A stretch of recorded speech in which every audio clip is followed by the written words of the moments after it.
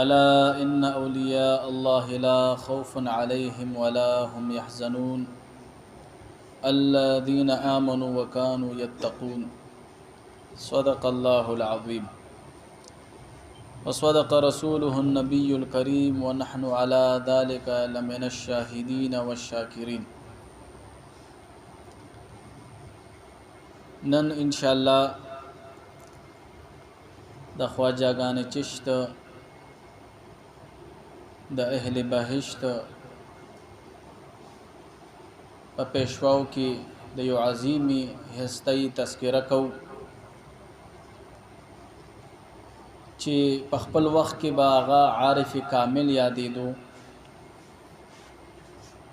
شرف الاسلام والمسلمین باندې بیا یادېدو، رکن المله والدین په دینم بیا یادېدو، قطب المشایخین باندې بیا یادېدو.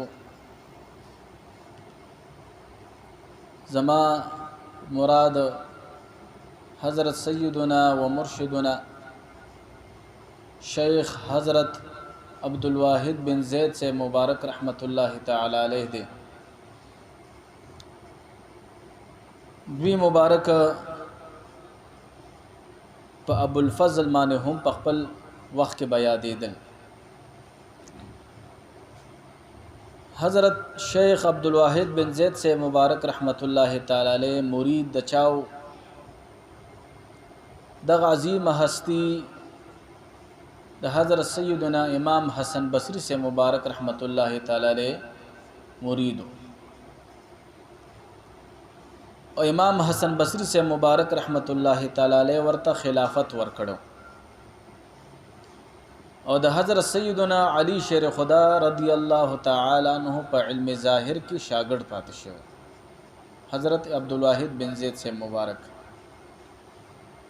او دارنګي د حضرت کمیل بن زیاد رضی رحمت اللہ تعالی علیہ د طرف نه ورته هم خلافت ملو شو. حضرت کمیل بن زیاد رحمت اللہ تعالی علیہ دا د حضرت علی شیر خدا رضی اللہ تعالی عنہ مرید و خلیفہ، او د امام حسن بصری سے مبارک رحمت اللہ علیہ پیر بیو. نو د دوو صاحبانو د طرف نه ورته خلافت ملو شو حضرت شیخ عبدالواحد بن زید سے مبارک رحمت اللہ تعالی علیہ تا. حضرت کمیل بن زیاد سے مبارک رحمت اللہ تعالی علیہ دا د وخت ډیر لوی بزرګ، د وخت عظیم هستی وا. دوی مبارک نه هم ډیر خارق العادات اشیاء صادره شو، کرامات تن ډیر زیات صادره شو. کله چې د مرشد پاک حضرت علی شیر خدا رضی اللہ تعالی عنہ شہید شو، نو دوی مبارک د تنهایی ژوند اختیار کو، د خپل شیخ او مرشد په مینا کې د دنیا نه بیخي بیگانه شو، او خاص خلق بدتا راتلو، خاص خلق حضرت کمیل بن زیاد سے مبارک خبر کو،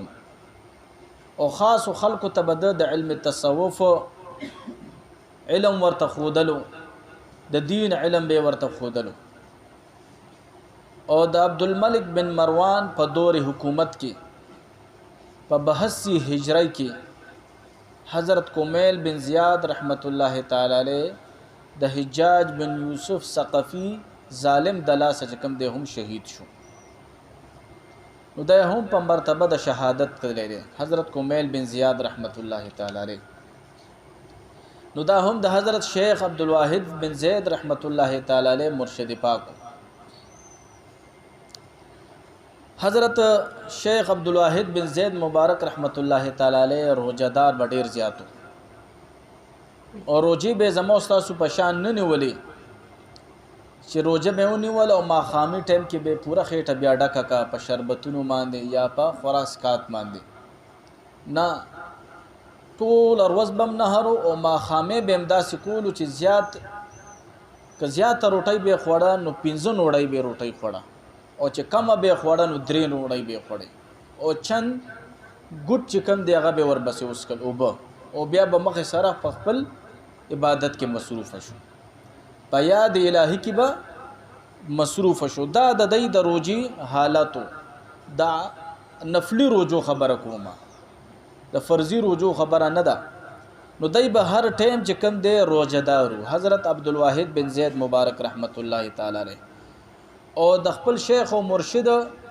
د حضرت امام حسن بصری سے مبارک رحمت الله تعالی علیه په شان با د دوی مبارک سترګې هر ټیم پر نم وي، هر ټیم به جړل. حضرت عبدالواحد بن زید مبارک رحمت الله تعالی علیه چې کله د خپل شیخ او مرشد د امام حسن بصری سے مبارک رحمت الله علیه نه بیعت شو، نو په جون کې یو انقلاب رالو، دنیا طرف ته بیخي شاکړه او دنیا نه بیخي الګ تلک شو. سونه مال او متاع چې هغه ټول په درویشانو باندې تقسیم کړه او مجرد زندگی اختیار کړه او دون به د پیسو نه بیا نفرت کولو. حضرت عبدالواحد بن زید مبارک رحمت الله علیه چې چرته فقیر لبه پیسې ورکولې نو بیا به د پیسو سره چې به لاسو لګیدو نو دا غینه پس په دون لاس مبارک وینځلو چې لاس مبارک په زخمی شو. دون به د پیسو نه نفرت کولو چې زما لاس ته وی دنیا راغلی و، دون به د لاس ځان له وینځلو چې لاس مبارک په زخمی شو. او فرمایل به چې خدای دین کی چې یو درویش دی دولت طرف ته پیسو طرف ته مایل شي، و چې کوم درویش دولت طرف ته پیسو طرف ته مایل شو دی به په خپلو درویشانو کوئی پروز د محشر شرمنده ولاړی وي، ذلیل به ولاړی. دې کې مونږ ټولو د پاره ډېر اشاره پرته ده چې پیسو طرف ته مایل کېدل، پیسې ګټل شریعت تصوف منع نه کوي، خو د زړه مینه به ولا نه ورکې، د زړه مینه به ولا نه ورکې. ګوره نو مبارک هم فرمایي چې څوک پیسو طرف ته مایل شو او پیسې ځان لا مشن وګرځولو چې د په پیسې ګټم، وای پر ورځ د محشر به د خپل درویشانو کې شرمنده او ذلیل ولاړی. چاته نه تاسو کو چې درویش څنګه بوي، وای درویش به خالی لاس وي، خالی جیب بوي او په خېټه بم خالی وي. دا د درویشانو علامه ده. وي مونږه مخکې د امام حسن بصری سے مبارک رحمت الله علیه په اقوال کې ویلو چې تشه خېټه دا د شیطان قید خانه ده. کوم انسان چې لوګ ډېر اختیاري کنه د باندې به شیطان کامیابیږي نه. ګوره لوګ ډېر زبردست چیز دی. ګوره دا اختیار او کوم انسان چې نفسیات په غالب دي، شیطانی حمله په ډېر زیات کیږي، دل پکار دی چې د روجي نسی یا د روټۍ کم کی. کو روجي نشي نیولې نو صرف یو سپک روټۍ دی خوري او نور د نفس له زور ور کوي. په هفته کې دن بد خپل د نفس د سیبانو په دعا سره خپل تابعدار کړي بیا. خو چې مونږه اول حرکت وکړو، اول امام حضرت شیخ عبدالواحد بن زید مبارک رحمت الله تعالی علیه دا داسې یو هستی وا چې د مریدین مخ کې سلويخ کاله پورې د پریازات او مجاهداتو کې مصروف و. لا مرید شوی نه دی. د حضرت امام حسن بصری سے مبارک په حلقه ارادت کې لانه دی راغله او 40 سال پریازات شاقه کې مصروف ځان ساتلې دي او تمام علوم ظاهریه او چې کوم د علم حاصل کړو. او موږ مخکې ویلې چې په علوم ظاهریه کې د حضرت علی شیر خدا رضی الله تعالی عنہ مبارک شاګرد. بعض کتابونو کې راځي چې د امام ابو حنیفه سے مبارک دوی هم شاګرد پاتې شوی دي. د امام ابو حنیفه سے مبارک دوی هم شاګرد پاتې شوی دي. د دې مبارک دا عادت چې خلکو سره به ډیر میل او جول به نه کولو، خلکو نه به یو طرف ته او د الله والا خلکو باسی به په خپل ګرځیدو. کوم ځکه بچ ورته پته ولګي د چې دلته یو درویش دی، د الله ولی دی، یو کامل هستی ده وای پر ورځو به سفر کولو خداغه ملاقات ته به ځان رسول بیا د درویشانو سره ډیره زیاته مینه وا اولیاء سره مینه وا زمونږ صاحب مبارک رحمت الله علیه و فرمایل چې دا چا پزړه کې د اولیاء مینه وی محبت وی د به بیمانه د دنیا نه نزي وای ته به بیمانه د دنیا نه نزي ځکه چې دغه داسې خلک دی چې دای سره چا ناس تکړه دغه بدبخت کیږي نه ګوري هغه بدبخت کیږي نه نو دوی مبارک په پروز ورځو د اولیاء پسې سفر کولې او عادت دي دا چې څوک به سره پلار مخ ترالو نو په سلام کې به پهل کولو په سلام کې به سبقت کولو مالم پکار دي تاسو لم پکار دي چې یوازې تسبیح نه یوازې ذکر نه پلارا څوک سلام مخ راځي چې سلام هم پیچو دکاندارانو باندې سلام اچو دا د حضور علیه الصلاۃ والسلام طریقه ده حضور علیه الصلاۃ والسلام فرمایي چې په دنیا کې بدترین ځای بازار دی حضور علیه الصلاۃ والسلام به اکثر بازار ته تشریف یوصل دا د صحابه معمول مبیا دي د پاره چې په خلکو سلام واچو په خلکو باندې سلام واچو نو سلام په دکاندارانو باندې یا بل یو مسلمان رور که کشر دې درنا او که مشر دې درنا موږ له پکار دي چې په سلام کې پهل کوو سبقت کوو حضرت شیخ عبدالواحد بن زید مبارک رحمت الله تعالی علیہ تصوف تصنګ راغلی دی د دوی مبارک یو غلام په پیسو باندې ځان د خدمت د پاره واشتو هغه سره دا شرط کې خودلو چې کله د شپې زتا ته سټیم आवाज وکم نو ته به حاضرېږي هغه غلام د الله ولی اصل کې غلام ور سره ومنل چې بالکل صاحب چې څنګه ستاسو شرطي زب منم یو شپه د خپل د غلام ته आवाजونه وکړو خو غلام نو غایب چې غلام نو سحر چې رڼاو لګي دا غلام رالو دغه غلام حضرت شیخ عبدالواحد بن زید مبارک رحمت الله تعالی علیہ ته یو دینار ورکو چې سبا دا یو دینار را نه روزانه اخلا خود شپې ما مپازا بوا دروازه بستا خدمت کوما او د شپې ما پرېګ د چې زسو کوم حضرت شیخ عبدالواحد بن زید مبارک رحمت الله علیه راضی شو چې ټیک د دینار را کوا د شپې ته مان اخلاص روز شپې تیری دی په گاوند کې په پړوس کې حضرت شیخ عبدالواحد بن زید مبارک رحمت الله علیه ته چا شکایت وکړ چې ستا دا غلام کفن چور دی کوم ځای کې چې نوې مړ وشي دی داغه نه کفن اخلي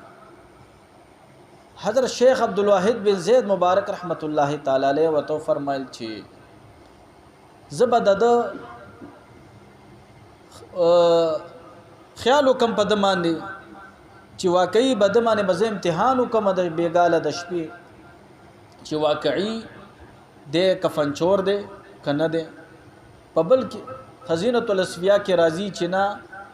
گاونډیانو پیدا شکایت کړو چې د سر زر پټي خو بهرحال د غلا ګمان پټول خلکو کولو چې د غلاګر کې دی حضرت شیخ عبدالواحد بن زید مبارک رحمت الله تعالی علیہ د شپې سوکۍ د پاره اسی او د کړه د ځان خو نور ویخته د غلام ته سو وخت پس وګوري د کمرې ته وګوري چې ګوري د غلام کمره کولو شو حضرت شیخ عبدالواحد بن زید مبارک رحمت الله تعالی علیہ پستر ګستر کې ورته ګوري غلام ته د یو کمرې ور کولو شو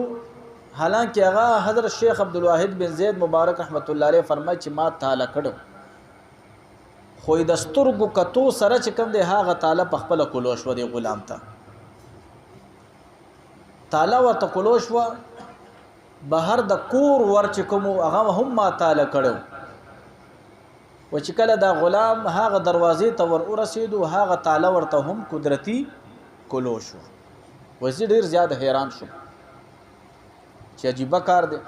خو زه ورپسې روان شوم. وای چې ورپسې روان شوم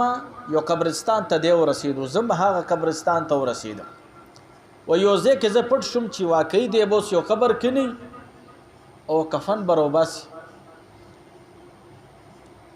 وای دی لږې شو هغه جامې یې وباسلې خپلې او په دې قبرستان کې چېرته یو سیټ کې د خپلې جامې ایښودلې وي په پنډوکي کې.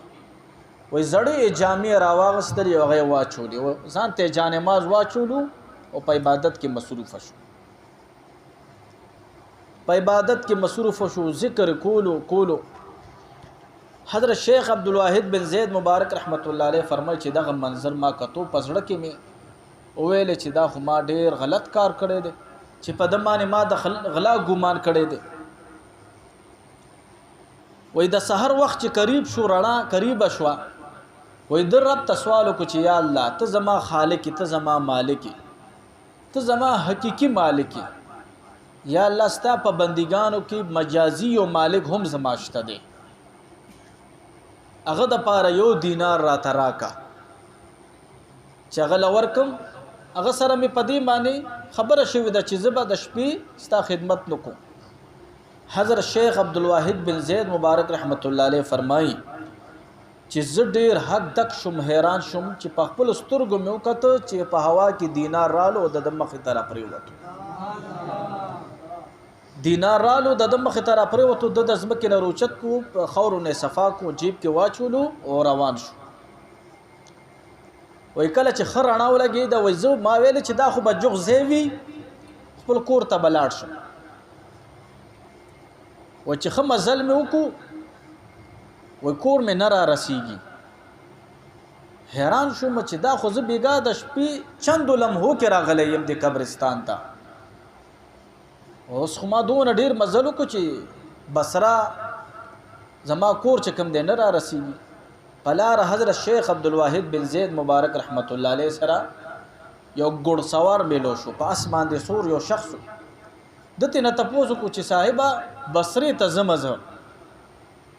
څونه وخت کې به زه ورسېږم، څونه د زما دا کلی د دې ځای نه لرې دی. هغه ګوډ سوار ورته وایي چې په تیز آس باندې ځي او لګاتار ځي نو په 2 کالو کې به خپل ځای ته ورسېږي. په 2 کالو کې به خپل ځای ته ورسېږي. دی نورم حیران شو چې عجیبه کار دی، بېګا چندو لمحو کې د قبرستان ته راغلی یم، اوس زما دا کور دونه لرې دی. د ځان سره په زړه کې اراده وکړه چې دغه سفر به هله کېږي چې بېګاله د غلام ته زه دلته کښېنم او څنګه چې د سره راغلی یم داسې به د سره واپس ځم نو هله به خپل منزل ته رسېږم. حضرت شیخ عبدالواحد بن زید مبارک رحمت الله تعالی علیه انتظار وکړو ټوله ورځ. چې ټوله ورځ انتظار وکړو، ماسوتن وخت چې داخل شو، نیمه شپه شوه، دغه غلام معمول مطابق رالو. کپړې وباسلې، زړې کپړې واچولې. شیخ عبدالواحد بن زید مبارک رحمت الله علیه ورته پټ ناست. کله چې د سحر وخت قریب شو، دغه غلام معمول مطابق دعا وکړه، دینار بیا رالو. هغه دینار حضرت دی غلام چې کوم دی روچت کو، حضرت شیخ عبدالواحد بن زید مبارک رحمت الله تعالی علیه ورته قریب شو. حضرت شیخ عبدالواحد بن زید مبارک ته دغه غلام فرمای چې دا والا دا ستا د 2 شپو مزدوری ما کړی ده او چې څه نیت ته په زړه کې کړی دی هغه اوس پوره کا. دا غلام ورته وایي. حضرت شیخ عبدالواحد بن زید مبارک رحمت الله علیه فرمای چې ما په زړه کې نیت کړو چې دی بس زه اساتوم. وای ما ورته فرمای چې نن نه پس ته زمان اخلاص ازادي، خپل عبادت کوه بس. وای دغه غلام لګی شو د ځمکې نه کوتکاڼي واړه واړه کاڼي روچت کړو. وای ما ته فرمای چې ستا ډیر شکریا چې تا آزاد کم، زما طرف نه دا شکرانه قبول کا. وای زه حیران شوم چې دا خو د ځمکې کاڼي دی او د مال راکو دی کې بس وي. خیر وای دې ما نه مخکې دی او زه ورپسې چند لمحو کې زه بصرې ته چې کوم دی ورسېدم و چې کور ته رالم هغه موټی مې کولو کو چې ومکته نو هغې نه وایي قیمتي ملغلرې جوړې شوي وي قیمتي ملغلرې د هغې نه جوړې شوي وي او ډېر زیات حیران شوم چې دغه غلام خو په حقیقت کې د الله ولی و بیا مې خپل ګاونډ والا پړوس مې راغونډ کړه چې تاسو زما په دې غلام باندې د غلاګر کې ګمان کولو چې دا غلاګر کې دی خو په حقیقت کې د الله د نور هغه غلاګر کې هغه په حقیقت کې د الله د نور تلاش کو د الله په مینه کې او ما ورته ټوله واقعه وکړه او دینه پس وې عزت تصوف ته مایل شوم او د حضرت شیخ امام حسن بصری سے مبارک رحمت الله تعالی علیہ پلاس باندې ما بیعت وکوي حضرت شیخ عبدالواحد بن زید مبارک رحمت الله تعالی علیہ الله تعالی ډیر لوی ورځ ورکړي وا ډیر د کمال خاوندو فرمای چې وزل ز پلار باندې روانو ما یو بوډا سپینګره مې وکړو چې په تک سور نور کې پروت دی او بیمار دی څوک د خیال ساتلو والا نشته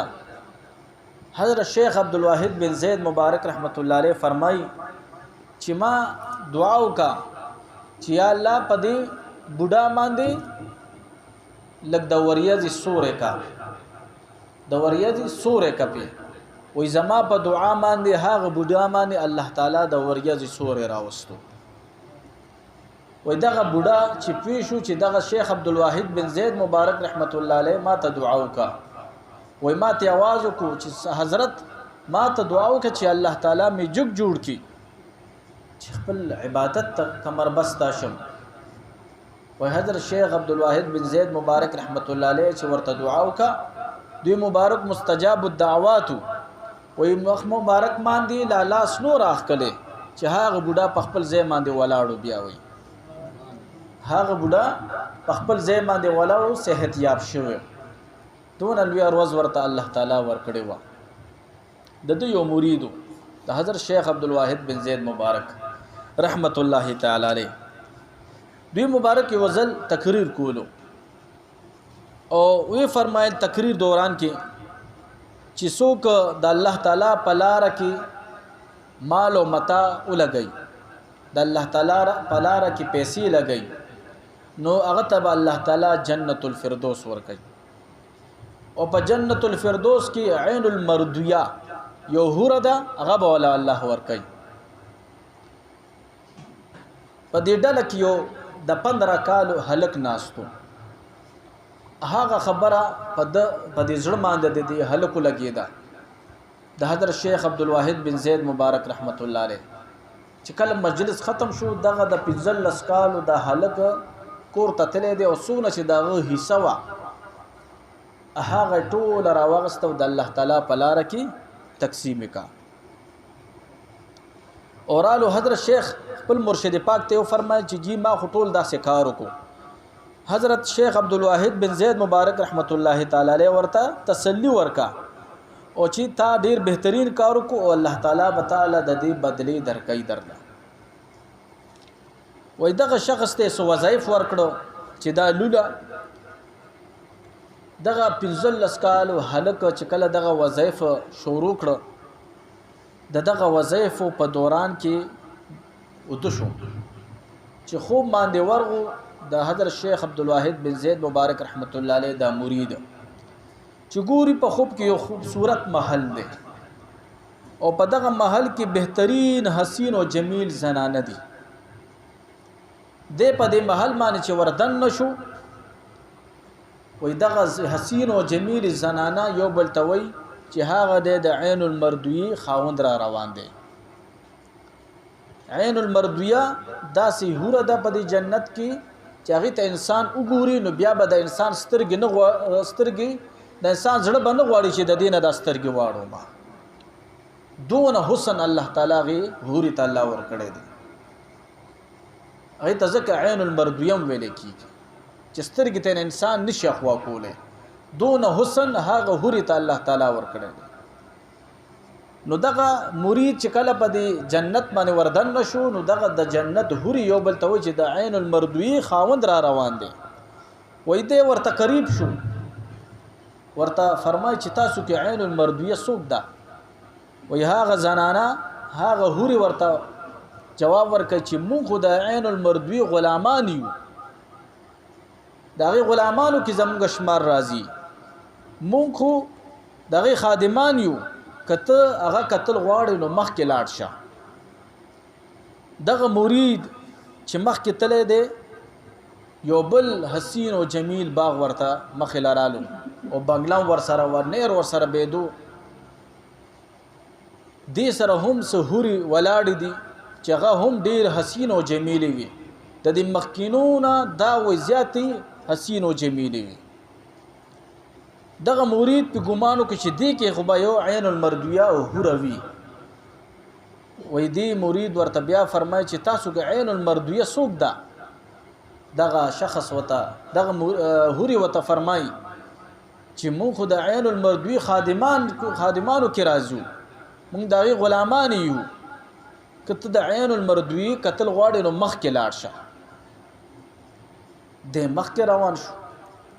چې مخ کې لګ مزل کړي دی یو بل بهترین بنگلا ورته مخ لاراله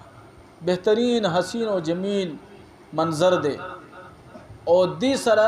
ډیر بهترین حسین جمیل هوري نور ولاړی دي چې هغه د دې دوه ډلو نه ډیر زیات بهترین وي. دغه مرید پسړ کې و چې دیخ کو بخامخا ویو عین المردویه چې هغه ته قریب شو ورته فرمای تاسو کې عین المردویه څوک ده هغه هوري وته فرمای چې مونږ کې عین المردویه هوره نشته کته دا غي قتل غواړي نو بنگلې ته دنه ورشه مونږ دا غي گیټ کی پرانی یو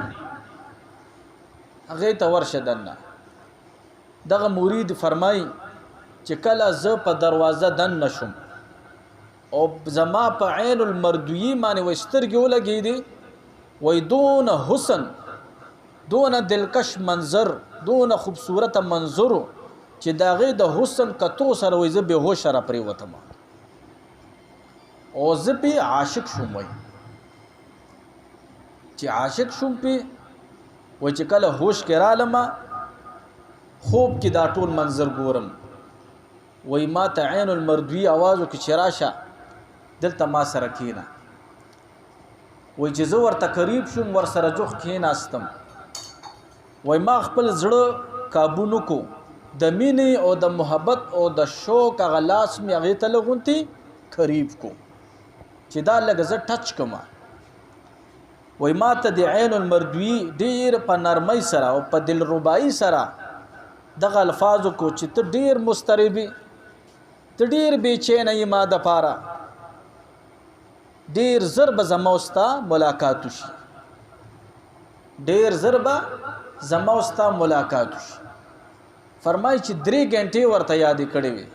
چې 3 غنټو کې بدن دنه زموستا ملاقات شي. نو کله چې وای دغه مرید د خوب نه را پاسېدو وای د دیوانه حالو هغه حسن او جمال د عین المردوی د دیوانه کړو او په خلمانه به د عین المردوی ترانه وا د دې شیخ او مرشد ته چا ویل حضرت شیخ عبدالواحد بن زید مبارک رحمت الله علیه ته چې تاسو د دې مرید په زبان باندې عین المردویه او عین المردویه چغې دي. کله چې دغه مرید حضرت شیخ عبدالواحد بن زید مبارک رحمت الله علیه ځان سرکین او ورته بچی ته باندې دا څه حال دی ټول منظر ورته بیان کو چې ما باندې جدا سے حال تیر شوی دی. حضرت شیخ عبدالواحد بن زید مبارک رحمت الله علیه وته فرمای چې تا ته د عین المردوی خبره یاد نه ده چې 3 غنټو کې به زما واست دنه د فراق دا تعلق ختم شي یو بل سره به جوخ شو قریب تعلق به جوړ شي تو ولې بے صبرای وای په 3 غنټو کې دنه په بصره باندې کفارو حمله وکا چې بصره باندې کفارو حمله وکا دغه د حضرت شیخ عبدالواحد بن زید مبارک رحمت الله علیه په دغه حمله کې وای بهادرۍ سره او جنگیدو او 9 کفار مردار کړو او د 9 کفار مردار کولو نه پس په خپل جام شهادت نوش کو وای دا عجيبه منظر چې کله د په وینو باندې رنگو او د روح مبارک ورکول وای د پکه کې روح ور کړي دي خاندلې وای پکه کې په خندا کې چې کم د روح مبارک ور کړي دي کله چې جنگ ختم شو کفار ته شکست ملو شو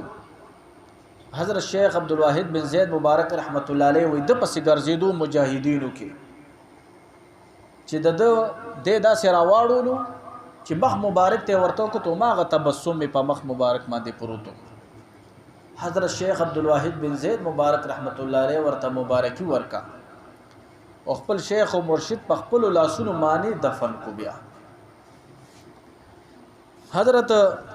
شیخ عبدالواحد بن زید مبارک رحمت الله تعالی علیه کشف او کرامات ډیر زیاتو دوی مبارک سره یو وخت کې فقرا ناستو درویشان ناستو هغه درویشانو ته یو مطالبه او کا یو درخواست ورته وکړو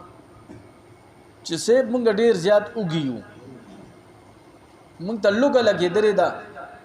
او دعاو کا سوکړه چې مونږ ته د حلوا بندوبست وکړي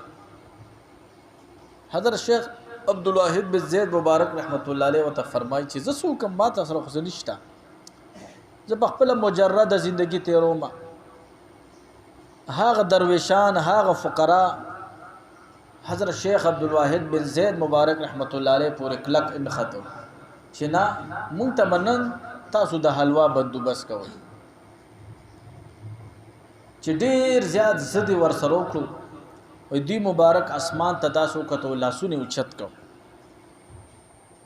نو بعضی د کتابونو کې راځي چې اشرفیان د اسمان نه را پریوته دینارونه د اسمان نه را پریوته او دغه فقراو روچت کړو هغه باندې ځان له حلوا په حقا او د خواجهګان چشت کې راځي چې نه یو ډیر لوی تال یو ډیر لوی رکیبی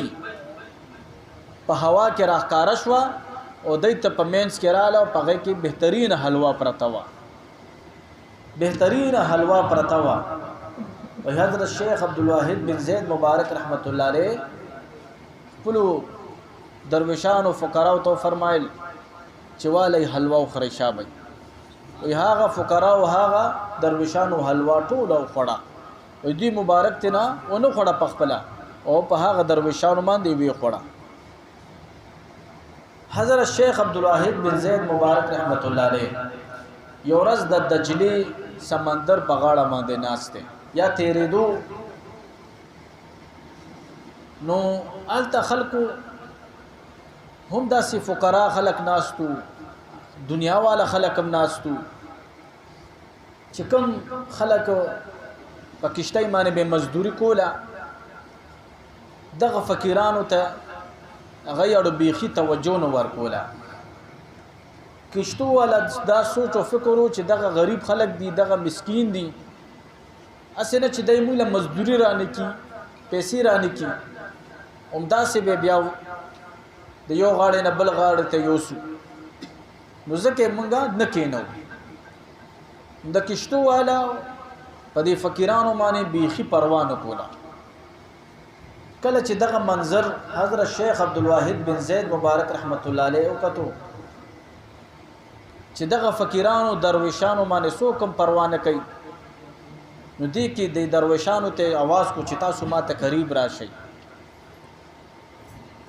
قریب راشئ هغه ټول فقیران درویشان ورته رااله ورته فرمایي لاړ بشئ د دجلي ته به ووایئ چې حضرت عبدالواحد بن زید مبارک رحمت الله علیه فرمایي چې لږ چند لمحو دپاره لږ خوشک شه مونږ له لږه لاره راکړه چې تیر وځو مونږ له لږه لاره راکړه چې تیر وځو هغه فقرا هغه درویشان هم رښتونې خلکو عقیدې سالمې وي مضبوطې عقیدې وي دا ورته ویل چې ستا په خوله باندې بس څنګه کیږي سمندر ته بس څنګه وایو چې تم لزی راکا خو نه دغه اعتقاد په حضرت شیخ عبدالواحد بن زید مبارک رحمت الله علیه باندې مضبوطو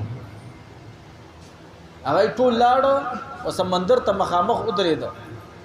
او ما غشان الفاظ ادا کړو چې حضرت شیخ عبدالواحد بن زید مبارک رحمت الله علیه فرمایي چې مونږ له لږ راکا چې مونږه تیروزو وای په چند لمحو کې د حضرت شیخ عبدالواحد بن زید مبارک رحمت الله علیه په دغه ګف سره وای دغه دجله سمندر قوت شو خشک شو وای چا به داسې ګمان نه کولو چې دلته وبدي وای دغه ټول فقرا درویشان یو غاړې نه بل غاړې ته داسې طریقې باندې وړېدو چې د دوی پوندې هم ویل لوندې نه شوې پوندې هم لوندې نه شوې دغه منظر هم چې کوم دی د حضرت شیخ عبدالواحد بن زید مبارک رحمت الله علیه خلقو کتلو حضرت شیخ عبدالواحد بن زید مبارک رحمت الله تعالی علیه تا سو فقرا رالو ورته فرمایي چې سیب زمونږ ډیره زیاته غریبی ده ډیره زیاته مفلسیم ده او ډیر پریشان حال یو بال بچدار یو غریب یو مسکینان یو مونږ ته دعا وکړي چې الله تعالی زمونږه دا غریبی په مالداري باندې بدل کړي حضرت شیخ عبدالواحد بن زید مبارک رحمت الله علیه ورته تسلی ورکړه خو ورته یو عجیبه خبره دا وکړه چې دولتمن بشي هر څه به درته الله درکړي خو د شریعت پابندي به نه پرېږدئ د شریعت پابندي به نه پرېږدئ هغه خلک لاړو دعا ورته وکړه دغه فقرا چې خپل کور ته کله رسیدلی دي د دوی په کور کې بهترین مختلف قسم خوراکات پخ شوی دی د چې کور ته دننه شوي دي زنانه ډیر بهترین خوراکونه تیار کړي دي او ډیر خوشاله دي بچیم خوشاله دي ته ډیر زیات حیران شو چې زمون کور کې خو عجیبه رونق ته عجیبه د خوشحالي ماحول جوړ دی بیبیانو ته فرمایي چې دا څنګه چل دی دا دون بهترین لذیذ خوراکونه تاسو ته څنګه رااله هغه زنانه وته چې یوازې بهترین خوراکونه نه دی راځي دینار او درهم هم چې کوم دی راغلي دي زمون کور ته دا خاوندان ورته چې دا چاره لګیدي دي وای نه پویګو دروازه کې د هر څه چاکه خو پیسې هم کې خودلې او دا خوراک کاتم کې خودل او یې فرمایي چې موږ د حضرت شیخ عبدالواحد بن زید رحمت الله تعالی علیه دوستان یو او کستاسو خاوندان راشي تاسو نه تاسو کوي چې دا چاره درکړي د زمونږ ورته یاد کوي چې دا د حضرت شیخ عبدالواحد بن زید مبارک رحمت الله علیه دوستانو را کړی دي وای د دغه ورځې نه بعد چې کوم دی د خلکو تندستی او غریبی الله تعالی ختم کا وای دغه فقراو بیا ویل چې کاش مونږ د حضرت شیخ عبدالواحد بن زید مبارک رحمت الله علیه نه د دنیا په بدله کې آخرت غوسته وي چې موږ د پاره د آخرت دعا وکا چې موږ د الله تعالی آخرت خسته کی حضرت شیخ عبدالواحد بن زید مبارک رحمت الله تعالی علیه یو بهترین شخصیت تیر شوی دی دوی مبارک یو ورځ عجیبه مطالبه یو عجیبه درخواست د الله تعالی په دربار کې وکړه عجیبه درخواست داسې چې درې شپې مسلسل که تهجد کې بو که فرضي منځ کې بو که نور عبادتو کې بو که نوافلو کې بو نو درې ورځې او درې شپې مسلسل الله تعالی ته دا درخواست وکړو چې یا الله زما په جنت کې څوک مرګري وي زما په جنت کې څوک مرګري دي درې ورځې بعد الله تعالی وته په عالم رؤیا کې القاء کا د خوب په حالت کې القاء ورته وکړه چې اے عبدالواحد بن زید استا په جنت کې چې څوک مرګري دا هغه یو زنانه ده او دا غینوم د میمونه حضرت سیده میمونه سودا رحمت الله تعالی علیها میمونه سودا رحمت الله تعالی علیها داستا مرګری د په جنت کې د دې ته وای دا سودا زکه ویل کېدا د میمونی بیبی ته چې دا د رنگ مبارک نه ډیره تور وا دا حبشي بیبي وا نا واده کړي وا دا د رنگ مبارک نه ډیره تور وا وی عالم رؤیا کی حضرت شیخ عبدالواحد بن زید مبارک رحمت الله علیه باری تعالی ته فرمای چې یا الله دا به زکم زه ګورم وی دا الله د طرف نه ورتا आवाज کیږي چې دا به ته په کوفه کې ګوره او فلانکای قبیله کې د دغه بیبي وی حضرت شیخ عبدالواحد بن زید مبارک رحمت الله علیه فرمای چې باری تعالی دا کم ځای کې اوسېږي محله د کوم ده د باری تعالی د طرف نه ورته د محلې هم نه خپتا ورکړې شو چې دا فلانکای محله کې پاتې کیږي کله چې حضرت شیخ عبدالواحد بن زید مبارک رحمت الله علیه د سحر را بیدار شو ډیر خوشاله دي چې ما ته په جنت کې زما مرګري الله تعالی خو دلا حضرت میمونه سودا رحمت الله تعالی علیها ځان تیار کو چې زم کوفی ته دې سره ملاقات کوم کوفی ته چې راغله دي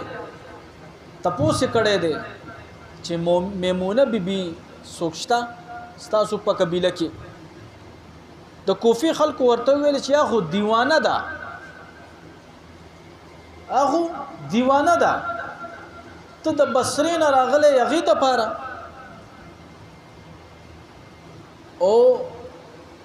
هغه خو عجیبه جون ده ځان له تنهایی کې ناشته په ځنګل کې او ګډي چیلې چکم ده بيزي دا سړی لګیاوي او چې کله ډیر عشق کې راشي ډیر مینه کې راشي نو د الله او د رسول په مینه کې اشعار شروع کی شعرونه وای بیا خو چا سره خبرې مبر ډیر نه کوي دیوانه ټایپ زنانه ده حضرت شیخ عبدالواحد بن زید مبارک رحمت الله علیه حیران شو چې دیوانه ده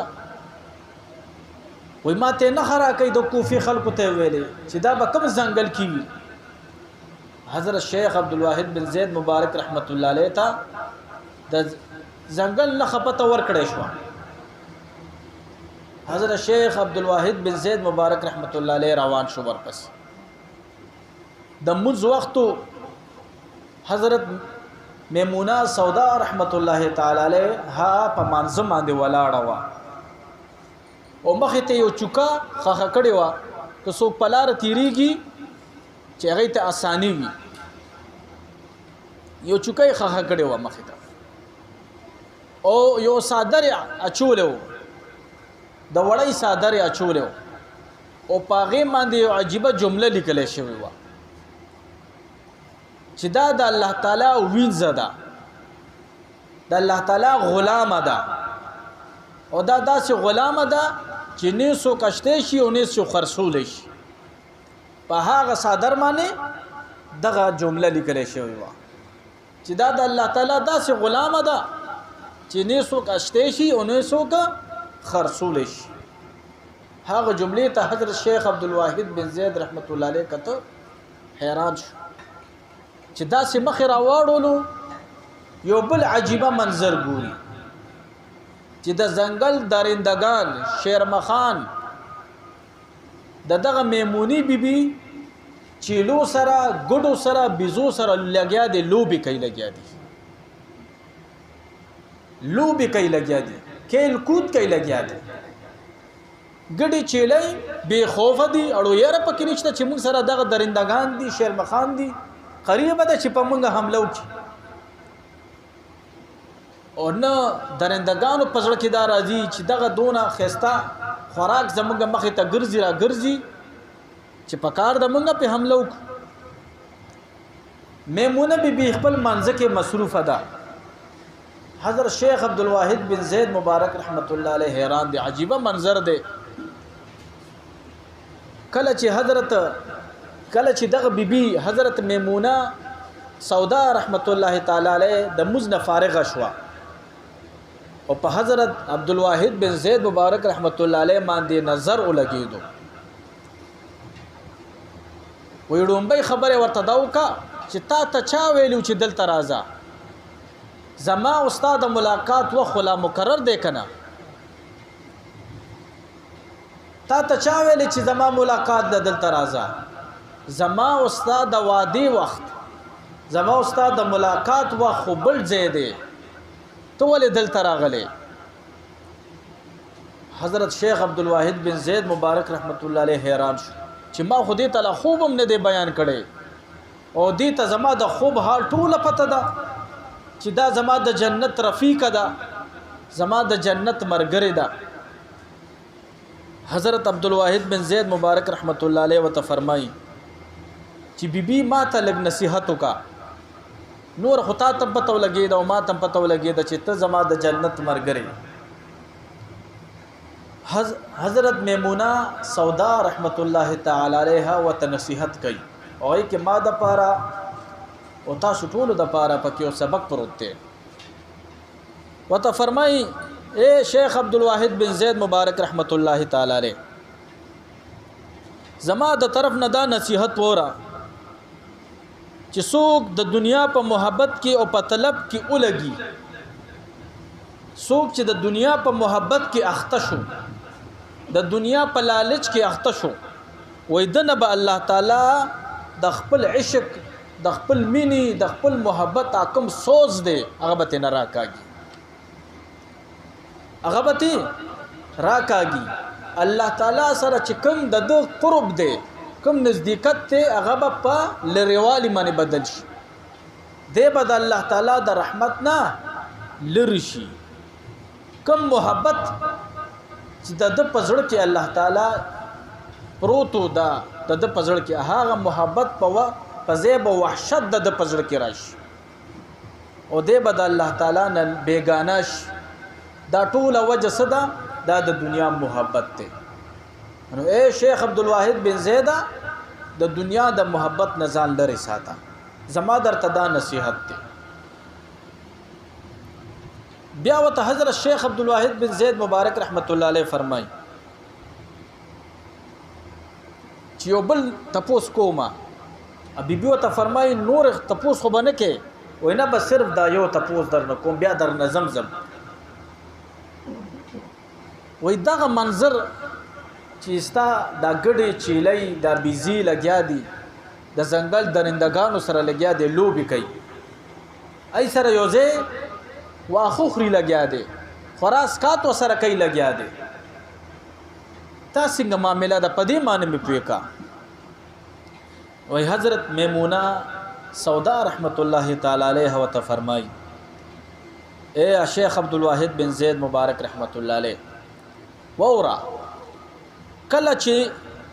ما الله تعالی سره صلح کړی دا کله چې ما د الله تعالی دوستی اختیار کړی دا نو هغه وزنه د ځنګل ټولو زناور ما سره او زما دي ټول ګډو بيزو سره هم دوستی اختیار کړی دا کله چې ما الله تعالی سره موافقت اختیار کړی دی نو د ځنګل ټولو زناور ما سره او زما دي ګډو چیلو بيزو سره هم موافقت اختیار کړی دی لکه مطلب دا دی من کان الله کان الله من کان لله کان الله له سوک چې د الله شي بیا دا الله دا غشي اے شیخ عبدالواحد بن زید مبارک رحمت الله علیه ما الله تعالی سره صلح کړی دا ما الله تعالی سره صحیح مانو کې دوستی کړی دا ځکه دغه درندگان زما تابع دي او زما د ګډو بيزو د چلو خیال ساتي لګیا دي نو دا حقیقت هم دی کله چې انسان د خپل زړه د دنیا او دنیا کې چې سدي د دین خالقي دا زړه دنیا او دنیا کې چې سدي د دین خالقي او یو رب لپاره ځای ورکی یو رب لپاره ځای ورکي نو د رب سره داسې موافقت جوړ شي د رب سره داسې تعلق جوړ شي داسې یو لوی ورځ به ورته الله ورکي چې بیا به مخلوق د پسې ګرځي لګیا به بیا به مخلوق د په تلاش کې او تاسو ګورئ بیا زموږ د صاحب مبارک رحمت الله علیه زندګۍ ته وګورئ کله چې هر څه پرې خودل هر څه ته خیر آباد ویلې او یو رب ته په دې ځړ کې ځای ورکو ټول دنیا دغه مبارک پخپو کې بیا پرتا و ها هر څوک وت لاس په نام باندې بیا ولاړو ولی خپل رب سره صلح وکا خپل رب سره دوستی وکا نو دغه میمونی بی خپل رب سره دوستی کړي وا زکه چې کم ده دوی الله تعالی هر څه تابع کړو حضرت شیخ عبدالواحد بن زید مبارک رحمت الله تعالی علیہ فرمای چې یو ځل حج لته ما الله تعالی دې زموږ د ټولو دغه سفر نصیب کړي د حج په سفر باندې تلو ما او دغه واقعیا د شیخ ابو حفص عمر بن حسن سمرقندی رحمت الله تعالی علیہ هم نقل دا هغه تخپل یو استاد کړي وا او شیخ ابو حفص عمر بن حسن سمرقندی رحمت الله علیہ فرمایي چې زمونږ استاد تخپل والد سے دا واقعیا کړي وا او شیخ عبدالواحد بن زید مبارک رحمت الله علیہ فرمایي چې دغه سړی ما سره بخپل ملو شوی دی په حج کې زما مرګره د درود شریف په حق کې دا واقعیا حضرت شیخ عبدالواحد بن زید مبارک رحمت الله تعالی علیہ فرمایي چې ما سره په حج کې یو شخص مرګره شو چې طواف کې به مکوتو هم په حضور علیہ السلام درود و سلام به ویل ک عمدا سے بناستو هم به په حضور علیہ السلام درود و سلام ویل کروان به واسه به ګرځیدو په حرم شریف کې نو به هم به په اکاله صلوات و سلام باندې درود و سلام ویل هر ټیم به په خله باندې درود و سلام ان چې د حج ورځ را دي په مینا کې مو کتون هم درود شریف باندې گویاو په عرفات کې مو کتون هم په درود شریف باندې گویاو په مزدلفه کې مو چوکتون هم په درود شریف باندې گویاو په صفا او مروه کې مو چوکتون هم په درود شریف باندې گویاو هر ځای کې مې چې کتون په درود شریف باندې گویا وای ماته پښتنه وکا شیخ عبدالواحد بن زید مبارک رحمت الله علیہ فرمای چې تا دغه درود شریف وظیفه چا درکړې ده د هر ځای خپل دعاګانې دي د عرفات د میدان خپل دعاګانې دي د مینا خپل دعاګانې دي د صفا او مروه خپل دعاګانې دي او ته چې ما کم زم کتره نو په اکاله صلوات و سلام باندې صرف درود شریف وي دا ته چا ویلي دي وای دغه شخص ما ته گویا شو چې زه د خراسان نه راغلی محجله او زه چې کله ما سره خپل پلار وم د کوفی ته چې موږ راو رسیدو زما پلار ډیر زیات بیمار شو د بیماری په وجه باندې هغه وفات شو و ډیر زیات غمزده و مسو د پلار غم می چوکتون ډیر پریشان شوم مخ می ولا پټ کو زه د کفن د فند لپاره لګ چرته بهر وتم چرالما تپلار مخ مو کتون هغه تک تور شوی یو بل روایت کې راځي چې د خر پشان شوی و ډیر زیات غبراو شوم او نورم پریشان شوم چې اوس به چاته مچرا شي ما سره د پلار دفن کړي دا شکل مسخ شو شکل خراب شو و ډیر زیات پریشان د دې پریشانه کې و د پلار سره زو او د شوما و خوب کې یو عجیبه منظر ګورم چې د عذاب فرښتې را دي زما د پلار سر ته دوه ولاړ دي او دوه خپو طرف ته ولاړ دي او غټ غټ سټکان ور سره دي سټکی او ځان جوړ کړي دي چې زما د پلار ته راخوشي او ډیر بد شکل کې دي دغه خلک وسیګه چې زما په پلار باندې دی را باندې کول وینا غهانه یو نورانی شخصیت راکاره شو شیخ عبدالواحد بن زید مبارک رحمت الله علیه تدغه شخص فرمایي چې هغه شخص په شین لباس کې نن سبا خلکو باندې شین لباس ډیر بد لګي دا د صحابه سنت دي حضرت طلحه ابو طلحه رضی الله عنه چولې دي شین لباس ګوره هر لباس اچول ثواب دی سیزان پستا په حیا جوړي خو سپین لباس کې بیا ثواب ډیر دی ګوره سپین لباس کې ثواب ډیر دی او قبل رنگ ته لباس اچنه پای کو څه کباحت نشته که هر رنگ لباس تا څه کباحت پکې نشته چې ستا په حیا جوړي که شین دی که تور دی که خړ دی که هر رنگ دی و زمونږ مشایخ وایي چې په محرم کې با تور لباس نه اچي د محرم ورځو شپو کې ځکه چې دا شیعاګانو سره روافضو سره مشابهت راځي نور هر ورځو کې بیا تور لباس اچول شي خو په دغه ورځو شپو کې به نه اچي وای دغه بهترین چهره مبارک والا شخص چرالو وای دغه فرشتو ته فرمای چې اغوا شي ددنه وای هغه اخوا شو وای زما پلار ته دغه نورانی شخصیت قریب شو مخ مبارک نه ورته کپړای لری کا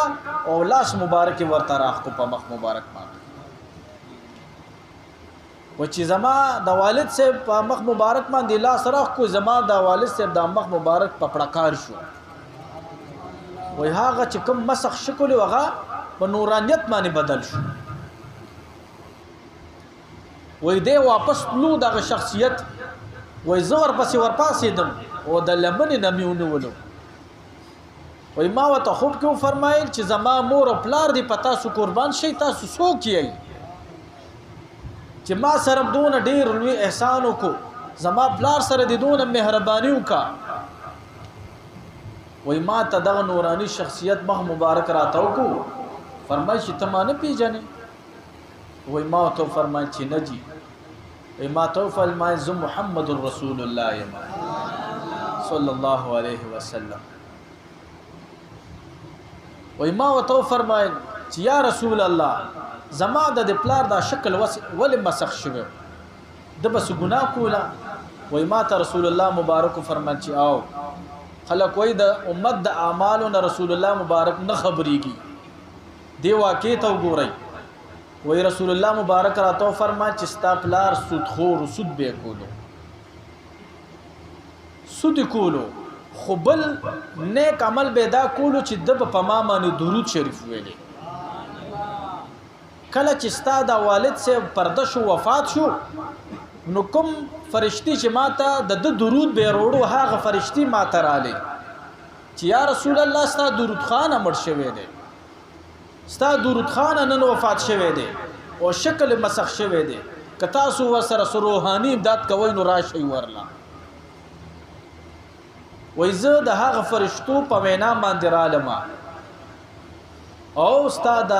والد سے مبارک په مخ مبارک باندې ملاس راخ کو هغه تکلیف مته نه لري کو ځکه چې زما درود خان حضرت شیخ عبدالواحد بن زید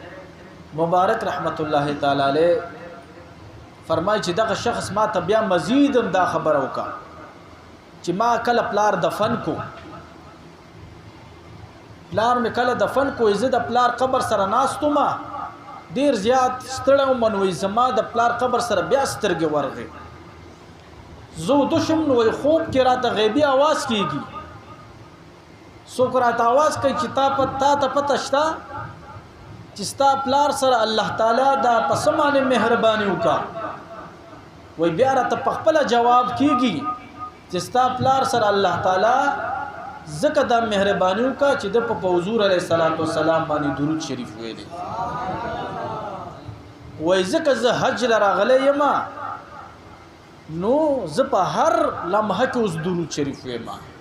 زکه چې زما د پلار ته الله تعالی د دې سمری ورکړي دي نو زکه زه په حضور علیه الصلاۃ والسلام باندې درود شریف وایم حضرت شیخ عبدالواحد بن زید مبارک رحمت الله تعالی علیه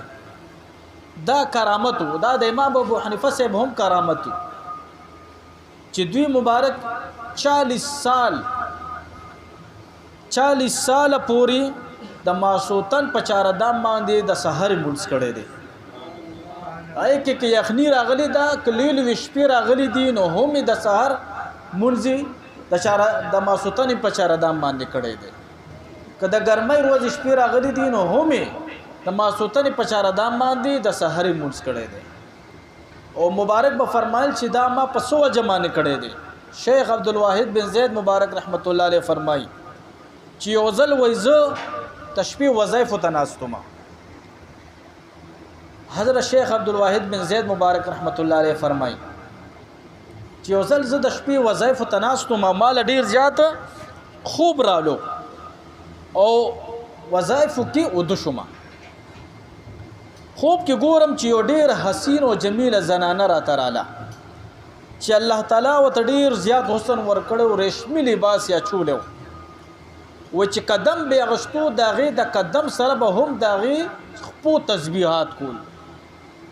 ا ذکر به د خپو نمراتلو تاسو بهترین زنانه وا وای ان چې داغه د پیزار سره کمی تسمیه لګیدلې وي هغه تسموم د الله تعالی ذکر کولو وای دغه زنانه چې ما ته قریب شوا وای ما ته فرمایل هي عبدالواحد بن زیدا زما د طلب د پاره کوشش کوا ولی چې زستا په طلب کیم وای بیا راته په خوب کې یو شعر ویلې او دا شعر مطلب دا چې څوک ما واخلی او څوک زما د پاره د آرام وګرځيږي څوک ما واخلی او څوک ما خپل ځان د آرام د پاره وګرځي د چین د پاره وګرځي نو هغه تبا په دې سودا کې نقصان نه ملاوي وای دا د شعر مطلب وای زه ته په خوب کې وایم چې ستاسو قیمت ته ستا قیمت څه د چې دې واخلم وای ما ته دغه بیبي فرمایي چې زما قیمت د الله تعالی محبت ته او د الله محبت سره سره د الله او دغه د رسول اطاعت ته د الله او دغه د رسول اطاعت ته او یو داسې فکر دی چې هر ټیم د الله تعالی او د رسول په غم کې انسان دی داسې فکر چې انسان اختیار کی نو دا زما قیمت ته وای ما تو فرمای چې ستا مالک څوک دی تا نه زما د چا نه اخلمه وای دغه بیبي ما ته گویا شو چې زما مالک هغه مالک ته چې څوک زما خواهش وکي او څوک ته زما د قیمت رولي چې د الله او دغه د رسول مینه ولا څوک روړي نو ما به ولا په دې قیمت باندې خامخا ور کوي ما به ورلا په دې قیمت باندې خامخا ور کوي حضرت شیخ عبدالواحد بن زید مبارک رحمت الله علیه فرمایي چې زه د خوب نه را بیدار شوم وای ما قسم وخړو چې نن نه پس پزه د شپې خوب نه کوم وای دینه بعد سلويخ تو کالو پورې ما د شپې خوب نه کړو او د ماسوتن چار دام باندې ما د سحری مونږ کړي دي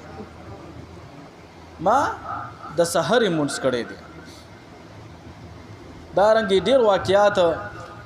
د حضرت شیخ عبدالواحد بن زید مبارک رحمت الله تعالی علیه په حق کې شته دي یو ورځل حضرت شیخ عبدالواحد بن زید مبارک رحمت الله تعالی علیه په یو کشتۍ کې سورو په دې کشتۍ باندې یو ډیر تیز طوفان رالو ډیر تیز طوفان په چرانو نو د کشتۍ یو جزیری طرف ته یو سلام حضرت شیخ عبدالواحد بن زید مبارک رحمت الله علیه ته یو زینه بل زی ته یو سلو هوا ډیره زیاته تیز هوا حضرت شیخ عبدالواحد بن زید مبارک رحمت الله تعالی علیه دغه جزیره ته چې داخل شو الته یو بت پرست وکړو چې بت تناسته او د بت عبادت کوي حضرت شیخ عبدالواحد بن زید مبارک رحمت الله علیه ورته د اسلام دعوت ورکو چې ته اسلام قبول کا د الله تعالی د وحدانیت دعوت ورته ورکو چې الله تعالی یو منا دغه بت پرست ورته جواب ورکړي چې الله تعالی به مونږ څنګه پیژنو، ما ته خدا بت ښکارا دی چې زما د خدای دی، ستاسو رب به ما ته څنګه معلومیږي؟ نو حضرت شیخ عبدالواحد بن زید مبارک رحمت الله علیه وته فرمایي چې زمونږ رب تا ته د رسول الله مبارک سره معلوم شي، ته د رسول الله مبارک تعالی شوکا او تا ته رب حاصل شي. دغه بت پرست ورته جواب ورکړي چې زه به د رسول الله مبارک څنګه تلاش کوم؟ وای رسول الله مبارک چې کوم تبلیغ کړی دی، کوم تعلیم کړی دی، هغه باندې عمل وکړه، نو تا ته به رسول الله مبارک صلی الله علیه و وسلم محبت حاصل شي. بیا یې فرمایل چې تاسو ترا په خپل حقانیت باندې څه دلیل شته دی بل چې زه ومنم او ایمان پر وړم؟ دغه بت پرست وته جواب ورکړي. حضرت شیخ عبدالواحد بن زید مبارک رحمت الله علیه وته فرمای او ما سره په حقانیت باندې دلیل دی قرآن عظیم الشان. وې کم دی قرآن؟ حضرت شیخ عبدالواحد بن زید مبارک رحمت الله علیه ورته د قرآن تلاوت شروع کړ. هغه قرآن اثر په دې بت پرست باندې دون زر وشو چې زر د حضرت شیخ عبدالواحد بن زید مبارک رحمت الله علیه په لاس کې خودلو او مسلمان شو، کلمه ویلو مسلمان شو. او حضرت شیخ عبدالواحد بن زید مبارک رحمت الله علیه چې کله د دغه جزیرې نه واپس تشریف وړو نو دغه بت پرست بیا خو بت پرست نو، بیا خو مسلمانو نو. او د حضرت شیخ عبدالواحد بن زید مبارک رحمت الله علیه مرید شو، نو دوی هم د خپل شیخ او مرشد سره را روان شو. حضرت شیخ عبدالواحد بن زید مبارک رحمت الله علیه خپل مریدانو ته فرمایي چې د پاره څه چنده وکړي، ځکه چې د په جزیره کې وخت تیر کړی دی، څه به ورسره نه وي چې څه چنده ورسره راشي. هغه پیر بیان او مرګور ورله څه چنده وکړه چې دته کله پیش کا چې دا ته واخله. وای دغه شخص وته فرمایي چې کله ما د بت عبادت کولو او هغه ټیم کې زه الله تعالی نو محتاج کړي، اوس خو زه د خپل خالق او مالک او حقيقي مالک عبادت کوم، اوس به ما خپل رب څنګه محتاج کوي، اوس به ما خپل رب څنګه محتاج کوي. هغه پیسې تینا وانه غستنه. وای کله چې د شپې وخت رالو نو وای د خپل پیر بیانو نه تاسو کو چې زمونږ رب ته هم خوب ورزي د شپې سملی کنه د هغه ویخي. وای دی پیر بیان ورته ویل چې هو الحي القيوم لا تاخذه سنه ولا نوم. زمونږ رب دا سده چې حي دی قیوم دی، لا تاخذه سنه ولا نوم. هغه ته نه مقدمه د خوب راځي او نو ته خوب راځي، نو ته غنودګي راځي او نو ته خوب راځي، هغه له خوب نه ورځي. نو وای دغه شخص وته فرمایي چې ښا زمونږ مولا به ویخي او موږ به د شپې خوبونه کوو، پکار دی چې موږ هم د ماغه مولا عبادت کوو کنه. موږ هم له پکار دی چې د هغه مولا عبادت وکړو، دغه یادګینه نه وکړو. وای پیر بیانو چې دغه د خبره ته غور وکړو، د ایمان طرف ته غور وکړو، زکاوت طرف ته غور وکړو، ډیر زیات تعجب وکړو. وای دغه شخص بیا دون عبادت گزارو چې شپه ورځ به هر لمحه د الله تعالی په یاد کې مصروف او ډیر زر چې کوم دی وای دغه دار فنا نه بیا بقا طرف ته لاړو. حضرت شیخ عبدالواحد بن زید مبارک رحمت الله تعالی علیه فرمایل چې دغه مرید پس د وفات ما د جنت په لویه مرتبه کې صحیح کړی دی، په لویه مرتبه کې ما صحیح کړی دی. نو دا د حضرت شیخ عبدالواحد بن زید مبارک رحمت الله تعالی علیه چند احوالو. حضرت شیخ عبدالواحد بن زید مبارک رحمت الله تعالی علیه چې کله مرض الموت کې مبتلا شو، دا مرګ په بیماری کې مبتلا شو، نو ډیر زیات کمزور و، دونه کمزور و چې چاردامې په خپل نشو کوله. فرمای چې یو ځل د مونږ ټیم او ما چاردام کول غستل چې زه چاردام وکم خادم هم په موقع موجود نو وای ما الله تعالی ته سوال وکړ چې یا رب کریمه چند لمحو د پاره لګراله صحت راکا چې چاردام وکم او مرس پیو کما بیا نو ما غشان کا چې دا څنګه بیمار ما وای الله تعالی ته می منت و زاری وکړه فریاد می ورته وکړو وای هغه دعا الله تعالی زما قبول کا چې زما قبول کا وای زه الله تعالی روح کوم و ما غټم ودریدم او مزمو کو چاردام میو کو او دغه نه بعد ما غشان په خپل بیماری کې مبتلا شوم. حضرت شیخ عبدالواحد بن زید مبارک رحمت الله علیه په 27 سفر باندې په 170 یا 176 یا 177 یا 178 یا 186 هجری کی پرده شوه دی. د تاریخ وفات کې اختلاف ته ډیر زیات نو دغه کالونه پکې یادېږي 170 176 177 178 او 186 هجری د دو یادېږي چې دی 27 سفر باندې دی پرده شوی دی او د تاریخ پیدایش نامعلوم دی چې د تاریخ پیدایش کم یو دی هغه موږ بس ډیر کتابونه ولټول خو تاریخ پیدایش کم دی یو کتاب کې ذکر شوی نه دی یو کتاب کې ذکر شوی دی خو هغه صحیح نه دی. د حضرت شیخ عبدالواحد بن زید مبارک رحمت الله علیه ټول درې خلفاوخه خلق نن سبا خلافت پس ډیر زیات شوی دي چې زه د خلیفہ شمه او زه د برخه خاوند شمه او ما بس دي مریدان وي او زما دی یو نوم وي او زدي فخال قابات معنی یادېږم نه اصل شی ګوري مریدی د مریدی اصل شی مریدی دا ولایت د پاره خلافت شرط نه دی ګوره که چاته خلافت ملو شنو داغه د الله ولی دی او چاته خلافت ملو نو شنو هغه د الله ولی نه دی نه که یو ساده مرید وي او په ریاضات او مجاهدو کې هغه مصروف وي او هغه خپل شیخ او مرشد خلافت نی ور کړي هغه هم د الله تعالی ولی دی ګوره د الله تعالی بزرگ بنده دی ګوره. او زمون صاحب مبارک به فرمایي چې خلافت شوق مکوي خلافت خو یو ډیپټي ده خلافت یو ډیپټي ده به بیا کې لګیا. او د حضرت شیخ جنید بغدادي رحمت الله تعالی علیه یو مرید دیر شکاله ور سره وشو دیر شکاله پس وته دا مرید فرمایي چې صاحبہ دیر شکاله مستا خدمت کو تا ته بیچاره دام توبه چولی دي ستا کپڑے می پاکی کړی دي ستا سره ګرځیدلې يم هر رنګ خدمت می ستا کړی دي چې ستا د خلین او باسلی دي ما درته پوره کړی دي تا دیر شکاله ما ستا خدمت کو اوس را ته خلافت راکا چې زه هم خلق لا وظیفه ورکوم بیعت ورکوم. حضرت شیخ جنید بغدادی مبارک رحمت الله علیه وت فرمای چې ښا تا تیر شکاله تا د خلافت لپاره خدمت کړې ده د الله معرفت نه ده غوسته د الله دوستی نه ده غوستی تا دې لپاره د خدمت کړې چې ما نه پیر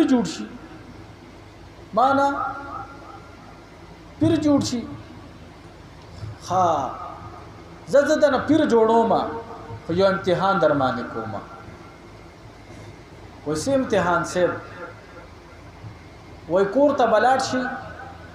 او یو ټوکرای کې به غوزان واچي غوزان او د کور مخې ته بکینی او غوزان به خرڅه خو په پیسو به نه خرڅه ځان سره به یو چپل کېدی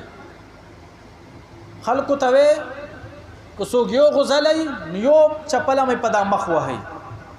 کو څوک دو غوزالای نو دو چپل می په دام مخ وهي کو څوک درې غزالای نو درې چپل می په دام مخ وهي دا د دې قیمت ته دا کاروګه بیا را څخه خلافت دل در کوم. هغه مرید حیران شو چې دا څه کار خو زنه شم کوله چې وزان دیم خرڅوم او پړکونه دیم خورم. حضرت شیخ جنید بغدادي مبارک رحمت الله علیه ورته فرمایي چې الله به درته خلافت در کوم. خطا دا 13 کاله دا خدمت د دې دپاره کړی دی چې د انانیت خو در نه وباسم که نه، دا انانیت در نه وباسم. نو اصل شی خلافت نه دی ګورئ، اصل شیخ ځان نه صحیح مرید جوړول دي، د خپل شیخ او مرشد په رنګ کې ځان رنګول دي، د شیخ د سلسلې د صاحبانو په رنګ کې ځان رنګول دي. اصل شی دا دی. او دا ګورئ تاسو سوچ را نشي، زمونږ د خلکو دا سوچ دی چې د کوم پیر خلیفګان ډیر دي نو هغه د اوچتې مرتبې خاوند دی.